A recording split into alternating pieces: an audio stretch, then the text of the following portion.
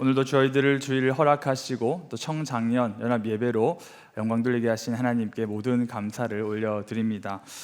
제가 오늘 사진 한 장을 보여드리면서 오늘 설교를 시작하려고 합니다. 혹시 사진 한 장 띄워주시겠습니까? 혹시 여기가 어딘지 아시는 분 계실까요? 네, 맞추실 것이라 기대하진 않았습니다. 네. 이 돌 사진만 보고 맞춘다라는 것 자체가 좀 이상하죠, 여러분. 네. 여기가 어디냐면은 그리스 북동쪽에 있는 필리피라는 도시에 있는 유적지입니다. 필리피는 성경에 있는 빌립보의 현대 지명입니다. 바울과 실라는 2차 전도 여행 때 마케도니아의 첫 성인 빌립보로 들어가게 됩니다. 그곳에서 머물며 이 복음을 전하는 중에 자주색 옷감 장사였던 루디아를 만나게 되고 그 집에 유하면서 빌립보에서 복음을 전하게 되는데요. 바울과 실라가 대단했던 것은 그렇게 복음을 전하면서도 언제나 기도 생활을 놓지 않았다라는 것입니다. 언제나 기도하러 갔고, 그래서 정해진 시간마다 이렇게 기도를 하러 갔는데, 기도하러 가면서 꼭 거쳐야 하는 곳이 있었습니다. 그곳이 바로 어디냐? 바로 빌립보 성 안에 있는 시장. 시장은 당시 빌립보에서 가장 번화한 곳이었고 사람들이 가장 많이 모이는 그러한 곳이었습니다. 시장이라고 해서 우리가 보통 지금 생각하는 재래시장 정도를 생각하시면 안 되고요. 당시의 시장이라고 불리는 그 아고라라는 곳은요, 모든 정치, 문화, 교육, 상업의 중심지가 바로 그 아고라였는데 바울과 실라는 기도하러 가는 길에 꼭 그곳을 지나칠 수밖에 없었다라는 것이죠. 제가 방금 보여드린 사진이 그 아고라 사진입니다. 자, 그런데 여기서 누구를 만나느냐 하면은 바로 귀신 들린 여종 하나를 만나게 됩니다.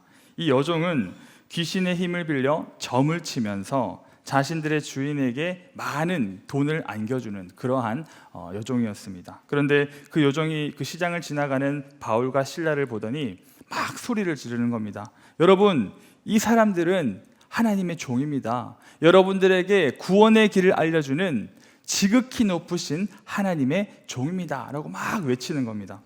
이렇게 외치는데 한 번만 외치는 것이 아니라 만날 때마다 계속해서 그렇게 소리를 지르는 겁니다.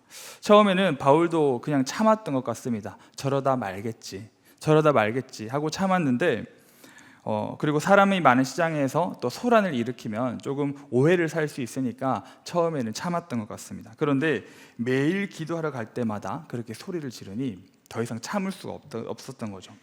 사실 우리가 오늘 말씀을 보면서 그 귀신 들린 여종이 외쳤던 그 말 자체만 보면은 사실 그렇게 큰 문제가 없습니다. 무슨 내용이냐면은 지극히 높으신 하나님의 종들입니다. 맞지 않습니까? 이들은 구원의 길을 전하는 자들입니다. 맞지 않습니까? 너무나 맞는 이야기고 오히려 이 이야기가 복음을 전하는 일에 도움이 될 수도 있다라는 그런 생각을 우리가 할 수 있다라는 것이죠. 그런데 과연 이게 좋은 걸까요, 여러분? 여종이 귀신 들렸다라는 사실을 많은 사람들이 알고 있습니다. 그런데 그런 귀신 들린 여종의 입에서 복음이 전해진다? 좋을 것 같지만 전혀 그렇지 않다라는 것이죠. 예를 들어서 우리가 흔히 보는 광고를 한번 생각해 보면 좋을 것 같습니다. 우리가 보는 광고의 대부분 어떻습니까? 유명한 연예인들이 등장을 합니다.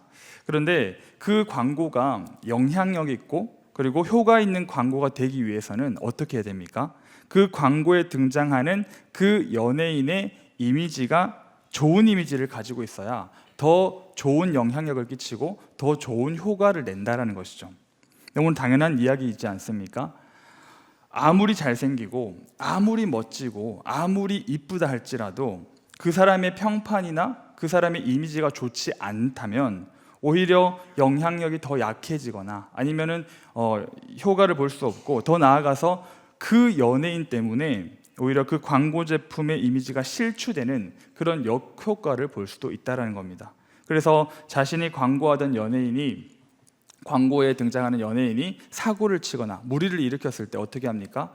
그 사람을 향하여 소송을 걸거나 아니면 그 광고 모델에서 제외시키는 그런 것들을 우리가 종종 보지 않습니까?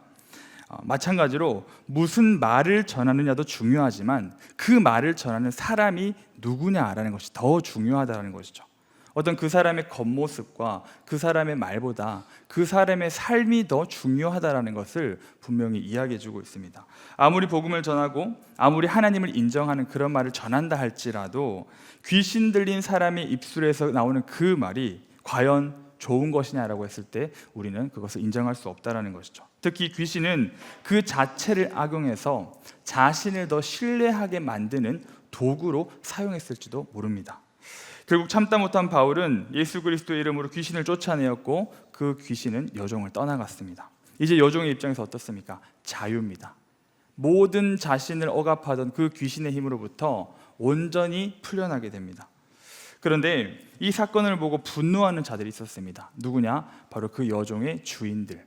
여종의 주인들은 이 황금알 낳는 거위와 같은 이 여종을 데리고 아주 큰 유익을 벌고 있었고 앞으로도 그런 계획들이 쫙 있었는데 이 바울이 예수 그리스도의 이름으로 내쫓음으로 말미암아 자신들의 돈줄이 끊어지게 되었던 거죠. 그래서 분노한 주인들은 이 바울과 실라를 재판장으로 끌고 가서 이렇게 얘기합니다. 이 유대인들이 빌립보 성에서 소란을 일으키고 쑥대밭을 만들고 또한 이들이 로마 사람들이 절대 받아들일 수 없는 그런 이단 사상과 같은 것들을 퍼뜨린다라고 그렇게 재판관한테 이야기를 하게 되었고 주위의 무리들 역시도 군중 심리에 의하여 그들을 함께 소리쳤고 결국 재판관들은 제대로 된 조사도 없이 바울과 실라의 옷을 벗기게 되고 매우 치게 됩니다. 결국 바울과 실라는 채찍으로 심하게 얻어맞은 뒤 피투성이가 된 채 감옥 깊은 곳에 갇히게 됩니다. 간수는 이 두 사람의 발에 아주 단단한 착고까지 채우게 됩니다. 꼼짝도 할 수 없는 춥고 어두운 감옥, 보통 사람이라면 절망에 빠져 신음했을 겁니다. 자, 그럼 여기서 제가 사진 한 장을 더 보여드리겠습니다. 혹시 이곳은 어디일까요? 네, 이제 조금 눈치를 채신 것 같은데 감옥입니다. 여기가 이 아까 보여드린 그 빌립보 시장과는 얼마 떨어지지 않은 곳에 있는 감옥인데요.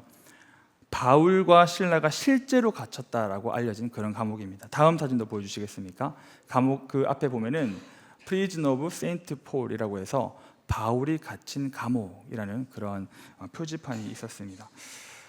사실 아까 보여드린 사진과 이 사진들은요, 올해 저희가 2월에 김성진 목사님과 함께 성지순례를 갔을 때 그리스 필리피에서 찍은 사진들입니다. 사도 바울의 전도 여행을 따라갔던 그 성지순례를 기억해 볼 때 정말 멋있는 것들이 많았거든요. 정말 깊은, 너무나 깊어 보이는 그 고린도 운하도 봤고요. 그리고 메테오라 수도원이라고 해서 정말 높은 곳에 있고 너무나 멋진 절경 가운데 있는 그런 수도원들도 많이 보았습니다. 그런데 저는 성지순례 전체를 합쳐서 제일 개인적으로 기억에 남고 보자마자 큰 감동이 벅차오른 것은 바로 이 빌립보 감옥이었습니다. 왜냐하면 이 바울의 빌립보 감옥 이야기는요, 어릴 때부터 아주 많이 들어왔던 그러한 이야기였고 또 어른이 되어서도 자주 이 사도행전을 묵상하면서 제가 접했던 이야기였으며 또한 2024년에는 우리 청년부에서도 사도행전을 쭉 묵상하면서 이 부분에 대해서 제가 설교도 하면서 많은 은혜를 받았던 그런 이야기였기 때문입니다. 예전에는 이 바울이 갇혔던 감옥을 그저 막연한 이미지로만 제가 상상을 하고 있다가 실제로 바울과 실라가 갇혔다는 그 감옥을 두 눈으로 보니까 정말 성경 말씀은 사실이구나. 그전에는 그냥 제가 머리로만 인정하던 성경 말씀은 사실이야 라고 얘기했던 그런 것들이 피부로 완전 깊이 들어오면서 성경 이야기가 펼쳐졌던 이 역사의 현장 속에 내가 두 발을 밟고 있다는 사실이 너무 감격스러웠고 너무 은혜가 충만한 그런 시간이었습니다. 얼마나 은혜로웠는지 거기에 떨어진 돌도 제가 하나 몰래 주워가지고 집에 와서 제 아들 반석이를 주었습니다. 얼마나 은혜를 받았는지 사진 하나만 더 보시겠습니까? 저 감옥 앞에서 찍은 사진인데요. 사진 공개하기 전에 우리 김성진 목사님께 허락받지 못한 점 죄송스럽게 생각하고 은혜 받은 얼굴이 보이시니까 약간 좀 피곤해 보이는 거는요, 이 일정이 너무 타이트해가지고 저희가 좀 피곤하지만 사실 이 안에는 정말 우리가 은혜를 많이 받았거든요. 그래서 결국에는 이 감옥에 바울과 실라가 감옥에 갇히게 되었고 발에는 착고가 채워져서 전혀 움직일 수 없는 그런 상태가 됐어요. 사진 좀 내려주시겠습니까? 조금 집중이 흐트러진 것 같아서. 자, 그런데 놀라운 것은 그 감옥 안에서의 바울과 실라의 모습입니다. 사실 지금 너무 억울한 상황 아닙니까? 바울이 사실은 이 빌립보 오기 전에 어떤 상황이었냐 하면은 그 소아시아, 지금의 티르키예라고 불리는 곳에서 복음을 막 열정적으로 전하기 위해서 에베소가 있는 아래로 내려가려고 했는데 성령 하나님이 가지 말라, 위로 또 가려고 하니까 가지 말라. 그래서 어떻게 할지 모르고 가만히 있는 상황 속에서 마케도니아 사람이 꿈의 환상으로 나타나서 우리를 도와달라라고 그렇게 부릅니다. 그래서 그 말씀에 순종해서 간 곳 마케도니아로 건너갔는데 그곳에서 가장 첫 성이 바로 이 빌립보, 말씀에 순종해서 온 것 아닙니까? 또 와서도 열심히 복음을 전하고 기도를 했는데 그 결과가 지금 무엇입니까? 그 열심히 순종하고 열심히 복음을 전한 결과가 채찍과 감옥이더라는 것이죠. 너무 억울합니다. 거기다 귀신 들린 사람에게서 귀신을 쫓아낸 것은 칭찬받아 마땅한 일입니다. 그런데 돌아오는 것이 무엇입니까? 모함과 거짓과 그런 어떤 비난들, 채찍과 감옥이었다는 것이죠. 그런데 그런 모든 상황, 모든 것을 불만스럽게 여길 수 있고 모든 것을 불평스럽게 생각할 수 있는 그런 상황 속에서도 바울과 실라가 어떻게 하느냐, 오늘 가지고 있는 말씀 25절 말씀 한번 보시기 바랍니다. 한밤중에 바울과 실라가 기도하고 하나님을 찬송하매 죄수들이 듣더라. 바울과 실라는 하나님께 기도하고 하나님을 찬양합니다. 그때 갑자기 엄청 큰 지진이 나고 모든 옥문이 열리고 그들이 바들이 찾던 그 착고가 다 스르르 풀려버립니다. 큰 지진과 요란한 소리에 잠을 깬 간수가 놀라서 감옥으로 막 달려오죠. 달려왔는데 문이 다 열려있고, 그래서 어떻게 합니까? 자결하려 합니다. 당시 로마에서 이 로마에서 간수들이 죄수를 놓친다라는 것의 책임은 바로 죽음이었습니다. 그것도 아주 불명예스럽고 치욕스러운 죽음이었습니다. 차라리 그것보다 자결하는 게 낫겠다라는 생각을 가지고 간수가 자결하려 했을 때 저 깊은 감옥 안에서 목소리가 들리는 것이죠. 해치지 마시오, 자신을 해치지 마시오, 우리들이 다 여기에 있습니다 라고 바울이 이야기합니다. 너무 놀라서 등불을 가지고 막 달려가서 보니까 그대로 다 앉아 있는 겁니다. 너무 놀라서 두려운 마음으로 바울과 실라 앞에 그 간수는 무릎을 꿇었고 두 사람을 밖으로 데리고 나가서 물었습니다. 선생님, 제가 어떻게 해야 구원을 얻겠습니까? 제가 어떻게 해야 영생을 얻겠습니까? 바울이 얘기합니다. 주 예수를 믿으라. 그리하면 너와 내 집이 구원을 받을 것이야. 그날 밤 간수는 바울과 실라를 자기 집으로 데려가 피가 흥건한 상처를 정성껏 씻어 주었습니다. 그리고 그와 그의 모든 가족들이 그 자리에서 복음을 듣고 세례를 받아 구원을 받습니다. 간수는 이 두 사람을 극진히 대접했고 이 간수의 집에는요, 이전에는 전혀 경험하지 못했던 너무 큰 기쁨과 감사가 넘쳐 흘렀습니다. 절망의 모든 메인 것이 다 흩어지는 그런 구원과 기쁨의 새벽이었습니다. 여기까지가 바로 오늘 우리가 읽은 성경의 말씀입니다. 오늘 말씀을 통해서 우리에게 주시는 진리의 교훈은 무엇일까요? 우리 삶에 적용할 수 있는 중요한 교훈은 무엇일까요? 첫 번째는요, 우리 역시 바울과 실라와 같은 찬양의 삶을 살아야 한다는 것입니다. 지금 오늘 우리가 드리는 예배는 청장년 연합 찬양 예배입니다. 맥주감사절을 맞이하여서 다음 세대와 청년과 장년이 하나님을 찬양하는 그런 찬양 예배입니다. 그런데 하나님께 감사로 올려드리는 이 찬양, 과연 어떤 찬양이어야 할까요? 단순히 노래를 잘 부르면 되는 걸까요? 아니면 음과 박자를 잘 맞추면 되는 걸까요? 사람들에게 감동을 주기만 하면 되는 걸까요? 물론 우리가 할 수 있는 최선을 다하여서 이 찬양을 준비하는 것은 너무나 중요합니다. 그러나 그것 이전에 우리가 무엇을 찬양해야 하는지 분명히 알아야 한다는 것이죠. 우리가 드려야 하는 찬양은요, 하나님을 찬양하는 찬양입니다. 하나님을 찬양하는 나와 사람들에게 집중된 찬양이 아니라 하나님 자체를 찬양하는 그 찬양이어야 한다는 것이죠. 우리는 가끔 하나님을 찬양하는 나에게 집중하는 오류를 범합니다. 그러다 보면은 하나님께 올려드리는 찬양이라고 우리가 말은 하지만 나와 사람에게 집중되어서 그 찬양의 본 목적이 흐려지는 경우가 너무나 많다라는 것이죠. 하나님 자체를 찬양한다라는 것은 나의 어떠함을 생각하기 이전에 하나님의 선하심을 온전히 신뢰하는 그 마음에서 나오는 찬양입니다.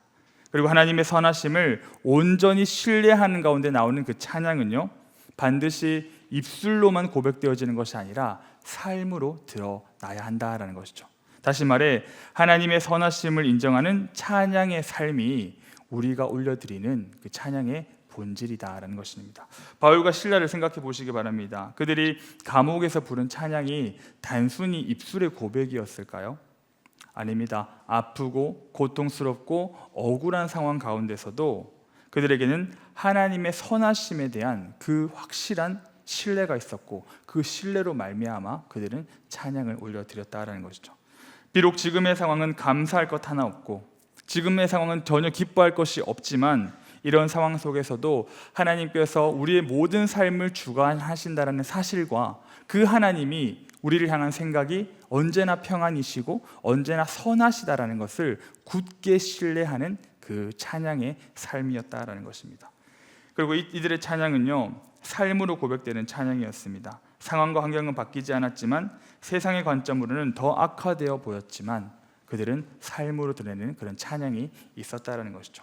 이 말씀을 보면서 우리의 찬양도 늘 점검하면서 나아갔으면 좋겠습니다. 나는 무엇을 찬양하고 있는가? 정말 선하신 하나님 그 자체를 찬양하고 있는지, 아니면 혹시라도 하나님을 찬양한다라고 말은 하지만 하나님을 찬양하는 나에게 혹시 집중하고 있지는 않은지 우리가 늘 점검을 해야 한다는 것입니다. 하나님을 찬양하는 삶과 하나님을 찬양하는 나를 찬양하는 삶은 전혀 다른 삶이기 때문입니다. 그렇기에 우리는 무엇이 진정한 찬양인지 바르게 알고 그 찬양을 위하여 우리가 부단히 노력하고 깨어 있어야 할 것이며 입술만이 아닌 우리의 삶으로 그렇게 선하신 하나님을 찬양 드려야만 할 것입니다. 그리고 오늘 말씀이 주는 교훈은 여기서 끝이 아닙니다. 우리가 더 주목해서 보아야 할 것은 하나님의 그렇게 선하심을 인정하고 신뢰하는 찬양의 삶을 살았을 때 우리가 얻게 되는 결과, 유익이 뭐냐라는 것이죠. 진실된 찬양의 삶을 살아갈 때 하나님께서는 모든 매인 것을 풀어주신다라는 사실을 우리가 기억해야 합니다.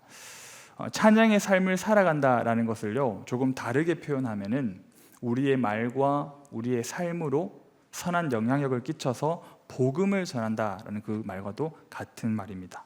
바울과 실라가 찬양의 삶으로 살아가는 그 여정에 어떤 일이 있었습니까? 귀신의 권세에 매여 있던 여종이 자유함을 얻게 되었습니다.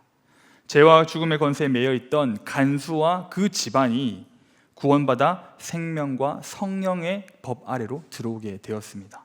이것이 바로 진정한 찬양의 삶을 살아갈 때 얻게 되는 결과라는 것이죠. 바울과 실라가 감옥에서 기도와 찬양을 올려드렸을 때 지진이 나면서 옥문이 열리고 그들의 착고가 다 자연스럽게 풀려났습니다. 이것은요, 단순히 그냥 풀려난 것을 얘기하는 것이 아니라 이 장면 자체가 하나님을 진정으로 찬양하는 그 삶은 반드시 영적으로 매여 있는 모든 것을 푸는구나라는 것을 보여줍니다. 거기다 나 혼자만 구원받은 것이 아니라 나와 내 자녀 그리고 내 주위의 사람들까지도 죄의 권세로부터 벗어나게 하는, 다 벗겨지는 그러한 역사가 이 찬양의 삶에 들어있다는 것이죠. 그리고 사실 이것은요, 이전에 예수님께서 하신 사역이시기도 합니다. 누가복음 말씀을 보시면 이사야의 말씀을 예수님께서 이렇게 읽으시죠. 주의 성령이 내게 임하셨으니 이는 가난한 자에게 복음을 전하게 하시려고 내게 기름을 부으시고 나를 보내사 포로된 자에게 자유를, 눈먼 자에게 다시 보게 함을 전파하며 눌린 자를 자유롭게 하고 주의 은혜의 해를 전파하게 하려 하심이라. 주님께서는 이 모든 이사야의 예언을 다 성취하셨고, 그리고 믿는 우리들에게, 그리스도를 믿는 우리들에게 이런 삶을 살아가게 하신다는 겁니다. 이 삶이 무엇이다? 바로 바울과 실라가 보여줬던 찬양의 삶이라는 것이죠. 오늘 말씀이 주는 교훈은 너무나도 분명합니다. 우리의 찬양은 하나님의 선하심을 온전히 신뢰하는 그러한 찬양의 삶이어야만 하고, 그 찬양의 삶은 우리의 메인 모든 것들을 벗어내는, 자유롭게 하는 그러한 능력이 있음을 우리가 신뢰하며 나아가야 합니다. 혹시 우리 삶의 가운데 삶의 매임이 있으십니까? 아니면 관계의 매임이 있으십니까? 아니면 어떤 많은 인생에 다가오는 것에 그런 매임들이 있으십니까? 또는 내 주위에 여전히 그 영혼이 죄의 건세에 매여 하나님을 모르는, 예수 그리스도를 주라고 고백하지 않는 그런 영혼들이 있으십니까? 이 모든 매임은요, 오늘 말씀처럼 우리가 예수 그리스도를 믿는, 그리고 하나님의 선하심을 신뢰하는 그 찬양의 삶으로 말미암아 모든 것이 벗어지고 풀리게 될 것입니다. 청장년 연합 찬양 예배를 맞이하여서 다시 한 번 더 우리의 삶이 그런 하나님의 선하심을 온전히 신뢰하는 그런 찬양의 삶이 되시기를 예수님의 이름으로 간절히 소망합니다. 그리하여서 하나님의 하나님 되심이 더욱더 우리 삶을 통하여 드러나기를 예수님의 이름으로 간절히 축원드립니다.